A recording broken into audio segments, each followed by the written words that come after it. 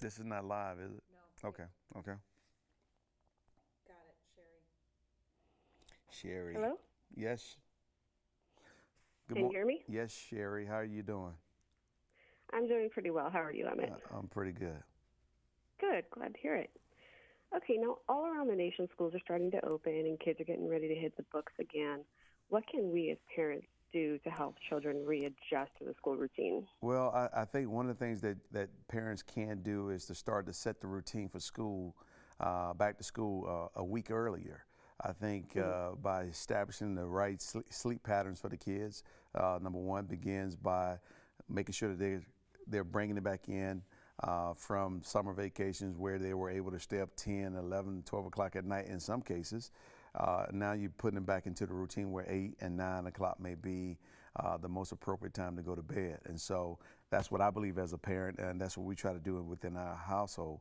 But yet at the same time, a week in advance of school, getting them on a routine of eating the proper diet or having a proper diet, eating breakfast in the morning, whether it's oatmeal, whether it's cereal, whether it's grits, or whether it's fruits, whether it's yogurt, all of those things, or even if it's just juicing, getting them fueled up, ready for school in the morning is something that's extremely important. It gives them a chance to go to school with a positive mindset. Gives them a chance to look forward to going to school and meeting new friends and getting acquainted with old friends. And so Quaker and myself have teamed up. You can follow us at Quaker on Twitter. You could tell us how you fuel up for your back to school program, and you can enter to be one of 1,000 to win the Fuel Packs sponsored by Quaker. But you got to do that by this Friday. The contest ends on Friday night at midnight. And for the grand prize winner, you can win 4 tickets to any NFL game this season and a chance to chat with me over the phone. And so we're just trying to encourage family members and parents to get started off on the right foot. And this is one way to do it. Oh, it sounds good. Now, your own kids range kind of a wide range of ages, I guess. So you've Yes. pretty much seen it all over the years. Some parents like the baby stage, some Right. like elementary school. What's Right. been your favorite age to parent?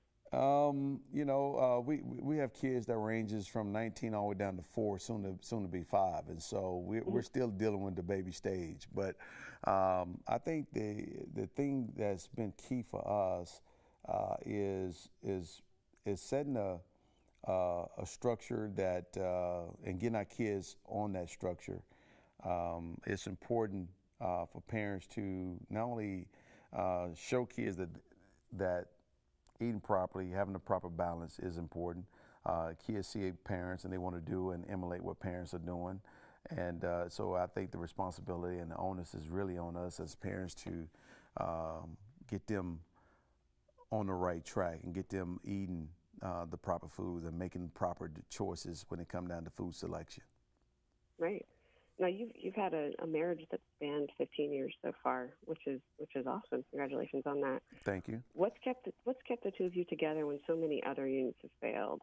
Well, I would like to think it's our faith, number one. Number two, I think is the power of communications.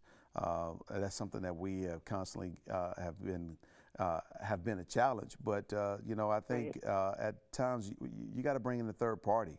My wife and I, every now and then, we go get checkups. We deal with counseling and so forth. And so to keep us both in check. And so marriage is not something that's easy, but nothing in life is easy. Right. School is not easy for kids, and football wasn't easy for me, and marriage is not easy at all. But if it's something that you truly believe in, you got to fight for it and be willing to do what you need to do to make it work. And so that's something that my wife and I both believe in, is that at times you got to bringing a third party person in that to help both of us iron out some of our own individual issues as well as our parenting issues. Right. Right. And obviously, when we think of Emmitt Smith, we think of the NFL. You were an incredibly accomplished player there. Did you have a particular moment from your career that really stands out as particularly poignant? There are so many things that stands out, but the things that haunts me the most are some of the losses that I've had, whether it's high school losses and losses in high school, or a loss to the San Francisco 49ers in the NFC Championship game, or a game where I fumbled the ball and caused our team a chance to win the game. Yeah. Oh, I hear you, man. My husband's a big Niner fan, so sorry, but my dad was a Cowboy fan. Okay, okay. You're good there. Okay, now I love Dancing with the Stars, so of course I saw a lot of you and Cheryl Burke during season 3 and again during the All-Star season. First of all, congratulations on being the original and only Twinkle Toes. Well, thank you. What made you decide to compete on that show in the first place? Well, I felt like I was asked to do it a number of times, and I turned it down the first couple of times. The first season, Evander Holyfield decided to do it. The second season, Jerry Rice decided to do it. And watching Jerry Rice in the second season and knowing that if they called me again, I would have an opportunity to do it. But they did call. And so I couldn't tell them no 3 times in a row. But watching Jerry and watching Master P perform gave me some kind of confidence that, yes, I could get out there and dance and perform and entertain as well, and hopefully position myself to win. But I didn't realize the stiff competition that I was going to be facing.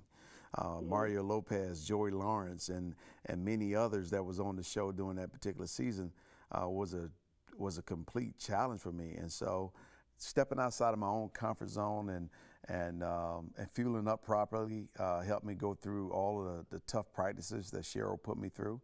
And it was just a great, great experience. And I loved it, and I would not trade it for nothing else in the world. Awesome. I like to hear that.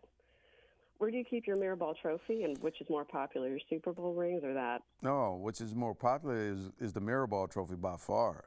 People don't often ask to see my Super Bowl rings. They want to see my Mirrorball trophy. And so, but my Mirrorball trophy is in my office, and where people of all the walks of life that comes in and want to see it, they generally have an opportunity to see it. Sometimes it moves because I don't keep my eye on it. Other people move it around to show people and forget to put it back. I love it. I love it. Now, as a show champion, who do you think you should compete on another season? Drop me a name. That's a good question. As a champion, who should compete on the show, right?